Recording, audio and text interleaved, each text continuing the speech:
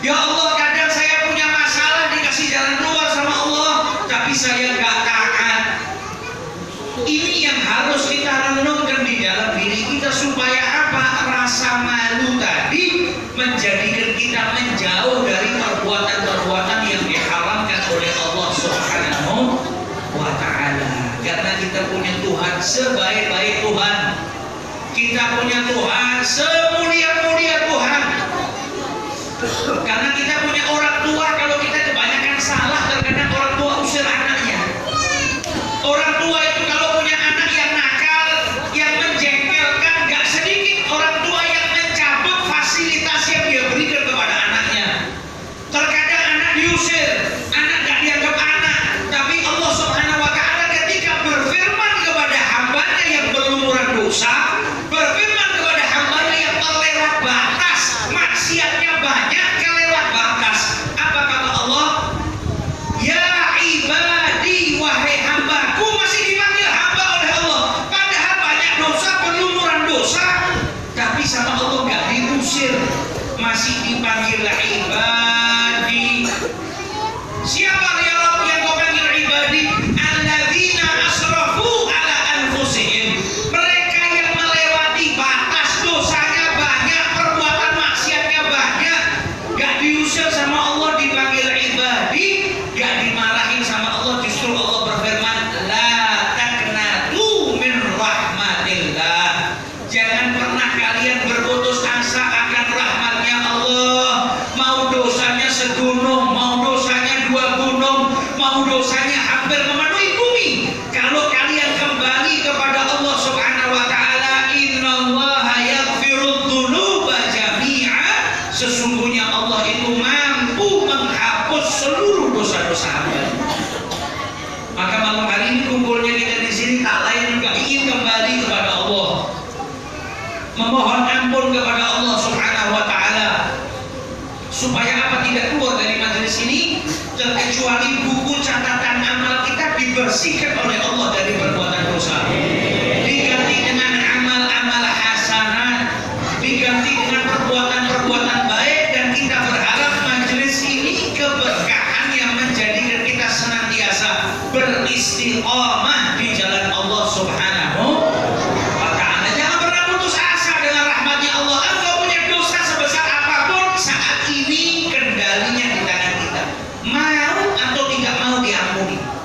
Karena kalau Allah senantiasa mengampuni hambanya, pintu taubatnya terbuka 24 jam, siang, malam, pagi, sore, siapa yang mau minta ampun sama Allah diampuni. Kalau sampai kita nggak mendapatkan ampunan, berarti kita yang tidak minta ampun kepada Allah Subhanahu wa ta'ala. Karena kalau kita mau minta ampun, dibukakan pintu ampunan itu 24 jam. Saat ini tinggal kita sendiri mau tidak memohon ampun kepada Allah, mau tidak bertaubat kepada Allah. Belum lagi saking dermawannya Allah Ta'ala, dosa kecil itu bisa dihapuskan dengan amal saleh. Wa atbi'is sayyi'atal hasanata tamhuha, dan bersegeralah melakukan amal hasanah setelah engkau melakukan perbuatan salah, karena amal hasanah tadi akan menghapus perbuatan dosa yang kau lakukan. Tidak sengaja melakukan dosa kecil, maka ketika dia beramal soleh, amal solehnya itu menjadi pelebur daripada dosa yang dia lakukan. Antum dari sholat maghrib berjamaah, dosa kecil diampuni. Wudu saja, wudu dosa kecil diampuni. Sholat dosa kecilnya diampuni. Sholatnya jamaah, dosa kecilnya diampuni. Setiap amal hasanah yang dilakukan sama manusia menjadi pelebur dari perbuatan dosa yang dia lakukan. Mengucap istighfar, berzikir, atau sedekah, puasa, itu semua amal-amal hasanah akan menghapuskan dosa-dosa kecil yang kita lakukan. Kemudian dosa besar, taubat kepada Allah Subhanahu wa ta'ala. Berarti pada dasarnya Allah gak mau kita melewatkan hari ada dosa yang masih tercatat. Karena apa? Dapatkan ampunannya mudah. Kalau ada dosa kecil, kau beramal soleh, dosa kecilmu diampuni. Kalau engkau melaksanakan dosa besar, taubatan nasuha, pintu taubat Allah terbuka 24 jam. Kalau kau betul-betul bertobat, dosamu diampuni. Kalau ada orang yang melewatkan 1 hari, harinya, 1 minggunya, 1 bulannya, 1 tahunnya masih ada dosa yang nyantol belum diampuni, berarti memang pada dasarnya dia yang tidak berusaha meminta ampun kepada Allah Subhanahu wa Ta'ala. Karena ampunan Allah Subhanahu wa Ta'ala berikan kepada siapapun selagi tidak menyekutukan Allah Subhanahu wa Ta'ala. Sampai dulu di zamannya Nabi Muhammad ada salah seorang sahabat yang berbuat dosa besar, berbuat dosa kecil, bukan dosa kecil, tapi dia orang zaman dulu ketika dia berbuat dosa dia nggak lagi mandang itu kecil itu besar. Dosa itu datangkan marahnya Allah, dosa itu bikin Allah murka, maka nggak penting mau kecil mau besar saya harus jauhin karena perbuatan ini mendatangkan kemurkaan Allah. Jadi kita jangan sepelekan perbuatan dosa dengan besar dan kecil. Ini sahabat berbuat dosa saking takutnya dia datang kepada Nabi Muhammad. Ya Rasulullah, aku baru saja berbuat dosa, dosanya besar ya Rasulullah. Tolong ya Rasulullah ajarin saya supaya saya dapat ampunan. Orang zaman dulu kalau berbuat maksiat nyesel, cari tahu bagaimana caranya dapat ampunan dari Allah. Tidak seperti di zaman sekarang, nggak peduli dengan perbuatan dosanya, nggak pernah mencari jalan bagaimana dirinya dapat ampunan dari Allah. Ini sahabat datang kepada Nabi, dia nangis, dia bilang ya Rasulullah, saya punya dosa besar ya Rasulullah. Sama Nabi ditanya, mana yang lebih besar, dosamu atau bumi? Ini orang saking merasa dosanya dilakukan dosa besar, saking merasanya seperti itu dia katakan dosa saya lebih besar daripada bumi. Sama Nabi ditanya lagi, mana yang lebih besar, dosamu atau rahmat dan ampunannya Allah? Maka orang ini, ya pasti sudah ampunan Allah lebih besar daripada dosa saya. Kalau ampunannya Allah lebih kecil, Allah nggak bisa ngampunin saya, berarti Allah kalah sama manusia. Nggak bisa, itu sifat yang mustahil. Sudah pasti ampunannya Allah lebih besar daripada dosa saya. Kata Nabi Muhammad, kalau ampunannya lebih besar, tinggal kau minta ampun sama Allah. Sebesar apapun dosamu pasti akan diampuni oleh Allah Subhanahu wa Ta'ala. Kata orang ini, ajarkan kepada saya ya Rasulullah, bagaimana saya bisa dapat ampunan dari Allah? Kata Nabi Muhammad, alaika bil jihad fi sabilillah. Kau mau dosamu diampuni, keluar perang di jalan Allah, jihad fi sabilillah. Sahabat ini berkata, ya Rasulullah, saya ini penakut ya Rasulullah. Saya itu kalau keluar malam dari rumah saya, kalau nggak disemangatin sama keluarga, nggak ditemenin, takut, nggak berani. Keluar rumah di waktu malam sendiri saja saya nggak berani. Bagaimana saya mau perang ya Rasulullah? Nggak mampu saya ya Rasulullah. Disuruh jihad sama Nabi biar dosanya diampuni, dia takut, nggak berani. Kata Nabi Muhammad, kalau begitu alaika bisyam, engkau puasa. Puasamu nanti bisa menjadikan Allah mengampuni dosamu. Kata sahabat tadi apa? Ya Rasulullah, saya nggak mampu puasa. Kalau bukan Ramadan saja, saya nggak mampu. Ramadan itu saya paksakan. Saya nggak mampu puasa ya Rasulullah. Ini orang minta ampun sama Nabi, dikasih solusi, suruh jihad nggak berani, suruh puasa nggak berani, nggak bisa, nggak mampu. Kata Nabi Muhammad, kalau begitu alaika bil qiyamil lail, kalau begitu kau bangun malam, tiap malam kau bangun sholat tahajud dengan berdiri kepada Allah. Apa sahabat tadi jawab? Kata sahabat tadi, ya Rasulullah, kalau bukan setiap subuh istri saya bangunin saya, di saya nggak sholat subuh kebablas. Sholat subuh saja saya berat, apalagi qiyamul lail. Kayak nggak bisa ya Rasulullah. Sampai diriwayatkan Nabi Muhammad itu tersenyum sehingga kedua lesung bibirnya nampak.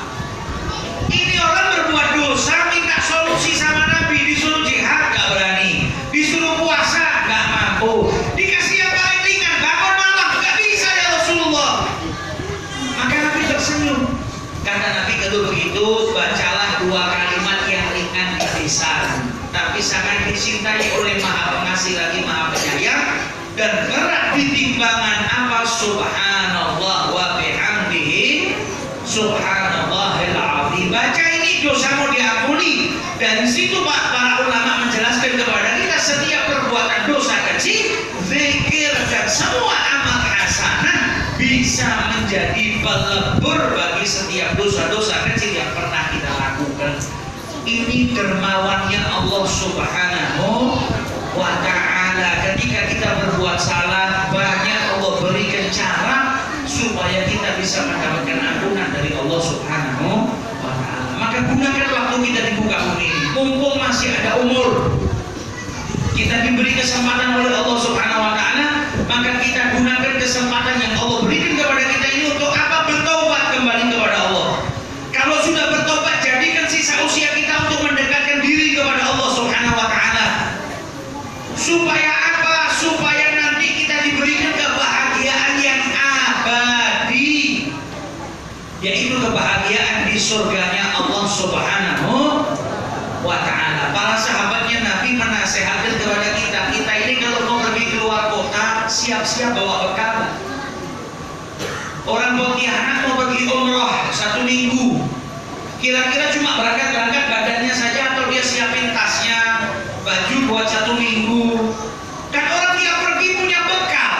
Saya dari Solo mau pergi ke Pontianak, berapa hari? 3 hari, 4 hari. Oh, bawa baju sekian, kemudian bawa peralatan mandi, kemudian bawa sesuatu yang dibutuhkan di perjalanan. Orang mau pergi keluar kota 2-3 hari saja menyiapkan bekal.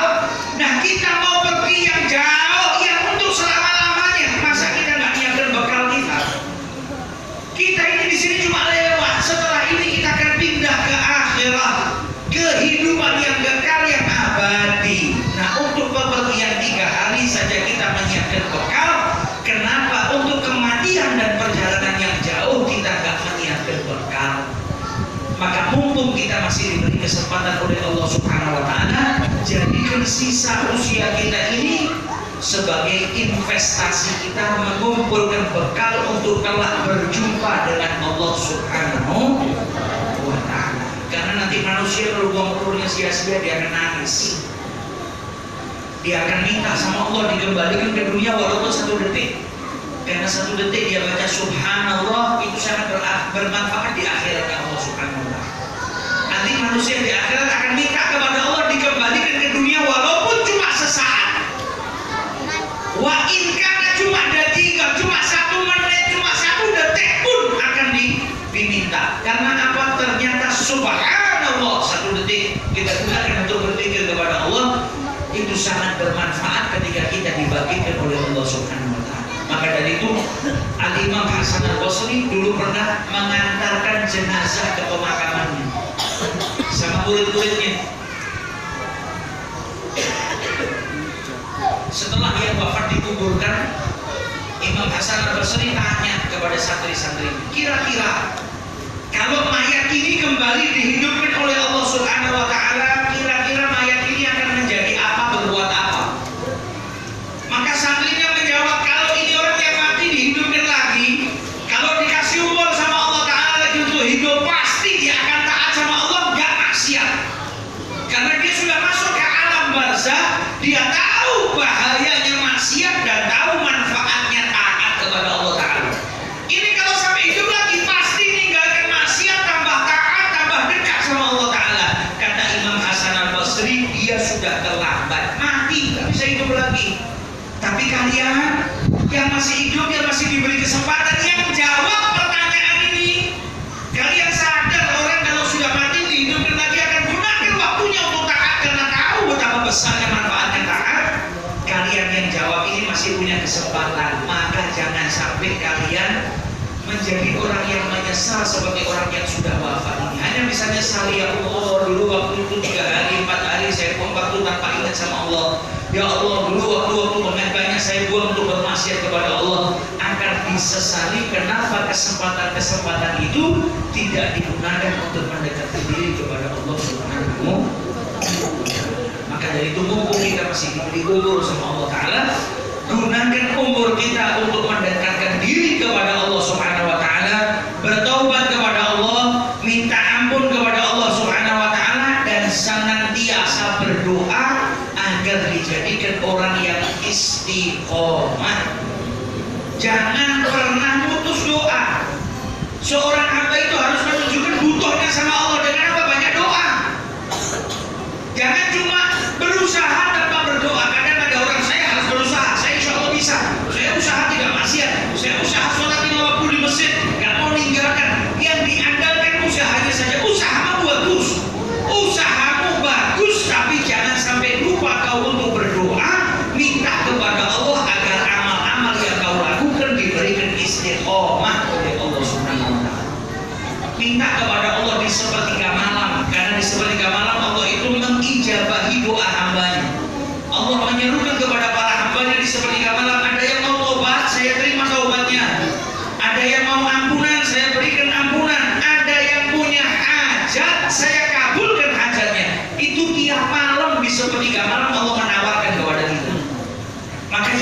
sia-siakan. Jangan sia-siakan tawaran Allah Subhanahu. Kira-kira kalau di kampung dekat surau ini, di kampung ini ada orang kaya, triliarder, bukan miliarder, triliarder.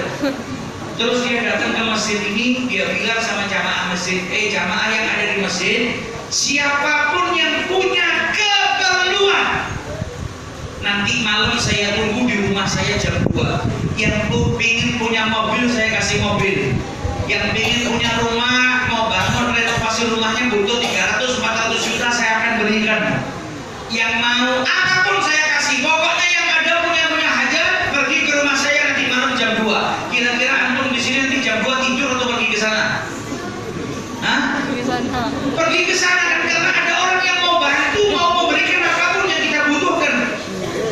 Lah Allah Subhanahu wa taala tiap malam di sepertiga malam menyerukan kepada kita, hal min talibin hajat, adakah di antara kalian yang punya hajat minta sesuatu, maka aku akan ijabahi, aku akan berikan hajatnya. Tapi kita malah tidur pulas, kita tidak publis dengan seruan Allah Ta'ala. Tapi kalau ada orang yang janji, kau mau apa? Kok saya dibantu, rumah saya pengen renovasi, berapa butuhnya? 100 juta, ke rumah saya bayar 100 juta, kita datang ke rumah. Tapi ketika Allah yang menawarin kita, kita malah tidak pedulikan. Itu tandanya kita masih lebih percaya kepada manusia, makhluk ketimbang sang Khalik wa'iyadu billah. Maka usahakan di malam hari kita bangun, mendekatkan diri kepada Allah Subhanahu wa taala, bertaubat, mohon ampun sama Allah, dan minta seluruh hajat-hajat kita, tumpahkan seluruh keinginan kita, seluruh keluh kesah kita kepada Allah Subhanahu wa taala. Semoga majelis kita pada malam hari ini diberkahi oleh Allah Subhanahu wa taala. Yang sedang sakit di antara kita diberi kesembuhan oleh Allah. Kalau ada keluarga kita yang sedang sakit diberi kesembuhan oleh Allah. Dosa tidak berdiri dari majelis ini kecuali dosanya diampuni oleh Allah Subhanahu wa taala. Semoga dosa-dosa kedua orang tua kita pun diampuni oleh Allah Subhanahu wa taala. Semoga hajat-hajat kita, doa-doa kita diijabahi dan dikabulkan oleh Allah Subhanahu wa taala. Dijadikan anak-anak kita anak-anak yang saleh salehah, anak-anak yang mengidolakan Nabi Muhammad, dan anak-anak yang cinta kepada Nabi besar Muhammad sallallahu alaihi wasallam. Dijadikan istri-istri kita orang-orang yang meneruskan perjuangan ummahatil mukminin, mengidolakan Fatimah Zahra, mengidolakan Khadijatul Kubra, mengidolakan Aisyah Ridha wa baqiyah azwaj Rasulillah ajma'in. Dan semoga kita dijadikan orang-orang yang selalu berjalan di jalannya Nabi Muhammad, tidak keluar dari jalannya Nabi Muhammad, diberikan kemudahan oleh Allah untuk selalu mengikuti sunnah-sunnahnya Nabi Muhammad, diberikan oleh Allah taufik untuk menghidupkan sunnahnya Nabi Muhammad. Dan semoga kelak kita semua di akhir usia kita dalam keadaan husnul khatimah, dalam keadaan mengucap kalimat la ilaha illallah Muhammadur Rasulullah sallallahu alaihi wasallam, dibangkitkan kita di barisannya Nabi Muhammad, dimasukkan surga bersama dengan Nabi Muhammad. Amin ya rabbal alamin. Dan semoga masjid yang kita cintai ini, surau ini, diberikan keberkahan oleh Allah Subhanahu wa taala. Tambah makmur, semoga yang tinggal di sekitar sini diberikan taufik dan oleh Allah Subhanahu wa taala untuk memakmurkan tempat ini. Dan semoga siapapun yang istiqomah di tempat ini diberikan keberkahan yang berlimpah oleh Allah Subhanahu wa taala. Ala hal ini yaqulu niyatul salihah jami'ah syamilah wa alamana wa aslafuna wa ajdadna wa masyayikhina wa mu'allimina an Allah yakhniyatana fi niyatihim wa amalana fi amalihim wa ila hadratin Nabi Muhammad sallallahu alaihi wasallam bisirril Fatihah.